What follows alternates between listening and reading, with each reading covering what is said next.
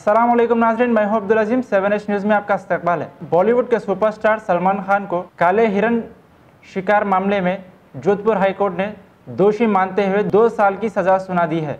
आइए देखते हैं इस मामले पर 7H की ये रिपोर्ट। 20 साल पुराने काले हिरन केस पर जोधपुर हाईकोर्ट ने सलमान खान को दोषी मानते हुए 2 साल की सज़ा सुना दी है। सूरज बदजातिया की फिल्म हम साथ साथ है की शूटिंग के दौरान जोधपुर के कालकानी गांव में 2 काले हिरणों का शिकार किया था, जिसमें तब्बू, सैफ अली खान, नीलम और सोनाली जैसे सुपरस्टार भी शामिल थे। लेकिन आज जोधपुर हाईकोर्ट ने सिर्फ सलमान खान को दोषी मानते हुए तब्बू, सैफ अली खान, नीलम और सोनाली को बरी कर दिया है।